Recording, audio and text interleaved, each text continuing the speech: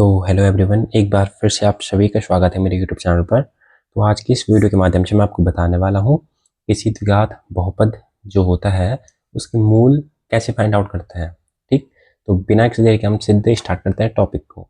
देखो, मूल होते क्या है हमारे एक द्विघात बहुपद, हम किसे कहते हैं? देखो, A x square plus B x plus C, ये होता है हमारा द्विघात बहुपद। ठीक, ये तो हमारा क्या हो गया, एक द्विघात बहुपद हो गया। जब हम इसको बराबर जीरो हम करते हैं, ठीक, हमने केवल क्या किया, इक्वल टू जीरो कर दिया, तभी हमारे क्या होता है, एक द्विघात समीकरण हमारा हो जाता है। द्विघात समीकरण, जो शून्यक जो होते हैं द्विघात बहुपद के, जो शून्यक जो निकलते हैं वे भी शून्य के होते हैं और उन्हीं को हम मूल भी कहते हैं। ठीक, मूल केवल हम तब कहते हैं जब कोई द्विघात बहुपद इक्वल टू जीरो होता है तो हमारा द्विघात समीकरण कहलाता है। और जब हम x की वैल्यू फाइंड आउट करते हैं तो उन्हीं को हम क्या कहते हैं, मूल कहते हैं। और अगर ये बराबर जीरो ना होता और इसके हम वही x के जो मान आएंगे उनको हम क्या करेंगे, शून्य कहते हैं। लेकिन अगर इक्वल टू जीरो है तो ये एक द्विघात समीकरण हो गया है, तो अब हम इसके उन x के मानों को क्या कहते हैं, मूल कहते हैं। शून्य और मूल दोनों वही निकलते हैं, बट खाली द्विघात बहुपद अगर केवल है तो उसमें शून्य कहलाते हैं, इक्वल टू जीरो है तो उसमें मूल कहलाते हैं। ठीक, अब देखो, आई होप आपको इतना समझ में आया होगा। अब देखो, मैं सीधे बिना किसी देरी के मैं एक क्वेश्चन ले लेता हूँ। तो मैंने एक क्वेश्चन ले लिया, हमारा x square minus 3x minus 10 equal to zero. मैं आपको ऑलरेडी ऐसे क्वेश्चन करना मैं आपको सिखा चुका हूँ। अब देखो, मैंने क्या कहा, इसके नीचे लिख दो सबसे पहले क्या, इसका मानक रूप A x square plus B x plus C equal to zero. यहाँ से वैल्यू फाइंड आउट करो, कौन कौन सी। ए के स्थान पे क्या है, देखो एक्स स्क्वायर के आगे कुछ नहीं है यानी कि 1, ए की वैल्यू पता चल गई। बी के स्थान पे क्या है, बी के स्थान पे हमारा माइनस का 3। और यहाँ से देखो सी के स्थान पे क्या है, सी के स्थान पे है माइनस का 10। हो गया। मैंने क्या कहा, फिर से हमें क्या लिखना है, क्वेश्चन लिख लेना है। पहले हम क्वेश्चन लिखेंगे कि हमारा x square minus 3x minus 10 equal to zero.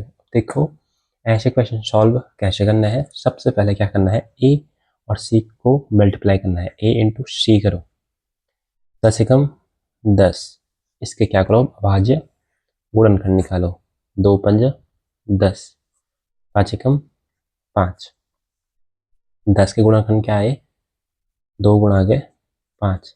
अब इसके ऐसे पेयर हमें बनाने हैं जिसको गुणा करके 10 आए। अब देखो, इसके 2 ही निकले तो 5 दोनों हो रहा है 10, और 5 में से 2 गया 3, तो इसके पेयर क्या बन रहे हैं बच्चों, देखो एक्स स्क्वायर माइनस 3 को मैं क्या लिख सकता हूँ, 5 ऋण 2 बराबर 3। ठीक, ऐसे मैं लिख सकता हूँ, और ये एक्स इसके बाहर से, और ये माइनस का 10 बराबर जीरो, ही हमारा हो गया। अब यहाँ से देखो एक्स स्क्वायर ऐसे कैसा, ये माइनस एक्स का गुणा 5 के साथ 5x, अब बाहर से चिन्ह जब माइनस का रहता है तो अंदर का चिन्ह बदल जाता है, तो ये प्लस का हो जाएगा, यहाँ से 2x, यहाँ से माइनस 10 इक्वल टू जीरो। मैंने क्या कहा था, हमेशा इसमें से और इसमें से कॉमन लेते हैं। कॉमन यानी कि दोनों में उपस्थित होता है। अब देखो, यहाँ से अगर मैं x में कॉमन ले लूँ इन दोनों में से, तो x दोनों में है तो यहाँ से एक x ले लिया तो अंदर बचा एक x, ये चिन्ह माइनस, ये x बाहर ले लिया तो यहाँ पे बचा केवल 5, यहाँ पे धन। यहाँ से अगर मैं इस 2 को कॉमन ले लेता हूँ तो यहाँ से देखो 2 तो ले लिया बाहर, यहाँ पे केवल क्या बचा x, और ये माइनस, और 2 पंजा 10 इक्वल टू जीरो। कोई दिक्कत यहाँ तक नहीं होगी। मैंने हमेशा क्या कहा है, अगर इस बॉक्स में और इस बॉक्स में समान आता है तो मतलब क्वेश्चन आपने बिल्कुल सही किया है। अब जो 2 बाहर है उसको केवल एक बार लिखना है, x माइनस 5 और ये x प्लस 2 और इक्वल टू जीरो। अब एक बार हमें क्या करना है, यदि ये मैं x माइनस 5 बराबर मैं जीरो करूँ तो यहाँ से मुझे x की वैल्यू क्या मिलेगी, ये धन के ऋण के तरह के धन का 5 हमारा हो जाएगा। ठीक, अगर मैं x प्लस 2 इक्वल टू मैं जीरो करूँ तो यहाँ से मुझे x की वैल्यू क्या मिली, धन के तरह के ऋण का 2।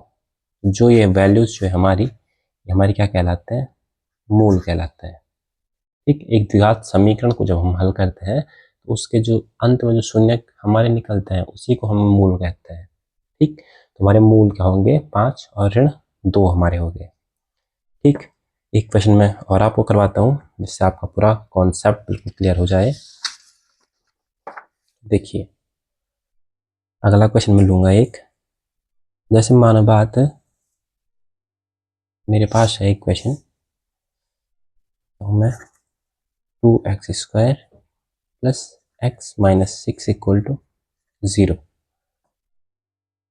मैंने क्या कहा, सबसे पहले क्या करो बच्चों, इसके नीचे लिख दो मानक रूप ax² plus bx plus c equal to 0। Examiner भी खुश होना चाहिए आपकी कॉपी देख के कि आपने बिल्कुल स्टेप वाइज हर एक कॉन्सेप्ट को समझा के आपने क्वेश्चन सॉल्व किया है। यहाँ से देखो, लिखो यहाँ से a के स्थान पे क्या है, देखो x² के आगे पे क्या है 2, तो a के स्थान पे क्या है 2, b के स्थान पे क्या है कुछ नहीं है यानी कि 1, c के स्थान पे क्या है ऋण का 6।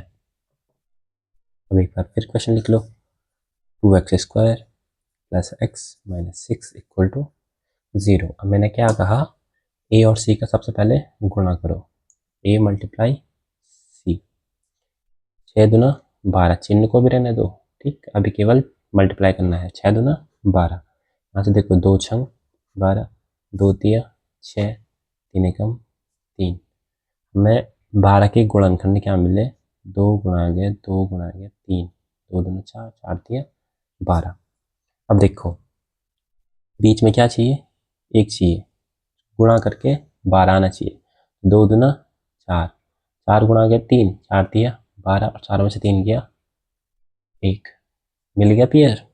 करो, 2x² ऐसा कैसे लिखना है प्लस, यहाँ पे मैंने जहाँ पे ये x के आगे पे 1 है उसको मैं क्या ले सकता हूँ 4 ऋण 3, और बाहर से ये गुणा किया x और माइनस 6 इक्वल टू 0 हमारा हो गया। अब इससे आगे हम क्या करेंगे, 2x² ऐसा कैसा, ये धन 4 गुणा x के साथ 4x, इस समय क्या है ये धन ही का है, ये क्या है धन का हमारा है, तो अंदर का चिन्ह नहीं बदलेगा, तो यानी माइनस का 3x हो जाएगा यहाँ से। अब यहाँ से देखो ये 3x हमारा हो गया, यहाँ से भी माइनस का 6 इक्वल टू 0, नहीं यहाँ से माइनस माइनस का ये प्लस हमारा हो जाएगा। ठीक, ये भी माइनस, ये माइनस, माइनस माइनस का प्लस से हम 3 का गुणा 6 के साथ करेंगे, सॉरी 3 का गुणा x के साथ करेंगे तो 3x और माइनस माइनस का प्लस। अब देखो एक कॉमन यहाँ से लेना है, एक कॉमन यहाँ से लेना है, ले लेते हैं हम कॉमन। यहाँ से मैंने जब कॉमन लिया, देखो 2x से मैंने कॉमन लिया, देखो यहाँ 2x मैंने जब कॉमन लिया तो अंदर क्या बचा, देखो 2x बाहर ले लिया तो अंदर बचा 1x और यहाँ प्लस 2 दूना 4, यहाँ से मिला हमें क्या x प्लस 2 हमारा मिला। जब मैं कॉमन लेता हूँ हमारा कितना 3, तो यहाँ से देखो x तो ये है और 3 दूना 6, 3 दूना 6 इक्वल टू 0। अब आप देख सकते हैं यहाँ पे भी धन का है, यहाँ पे भी धन का है, मतलब दोनों को दोनों सेम है, यानी कि आपने क्वेश्चन बिल्कुल सही किया है। तो लिख दो इसको एक बार x प्लस 2 और यहाँ से देखो 2x माइनस का 3, बस हो तो क्या। एक बार मैं क्या करता हूँ, यदि मैं x प्लस 2 इक्वल टू जब मैं 0 करता हूँ तो मुझे यहाँ से x की वैल्यू क्या मिलती है ऋण का 2 मिलती है, और जब मैं इसे 2x माइनस 3 इक्वल जब मैं 0 करता हूँ तो यहाँ से मुझे x की वैल्यू क्या मिलती है, देखो यहाँ से मुझे 2x बराबर पहले मैंने किया दिए ऋण का रख के धन का 3, और यहाँ से मुझे x की वैल्यू क्या मिली 3 की गुण है में तो भाग में। बस ये जो 2 वैल्यू हमारी आई, ये हमारी क्या है समीकरण के मूल हमारे हो गए। आई होप आपको समझ में आया होगा। प्लीज़ इसी प्रकार की वीडियोस के लिए चैनल को सब्सक्राइब जरूर से करके रखना, और एक बार मेरी मेहनत के लिए एक लाइक और एक शेयर जरूर से करना, अपने दोस्तों तक मेरे चैनल पहुंचाओ। धन्यवाद, मिलते हैं नेक्स्ट टॉपिक के साथ। और हमेशा मैं कहता हूँ कमेंट में एक टॉपिक, नए टॉपिक का नाम मेरे को बता दीजिए, मैं आपको उस टॉपिक पर वीडियो बना के दे दूंगा। मिलते हैं नेक्स्ट वीडियो के साथ।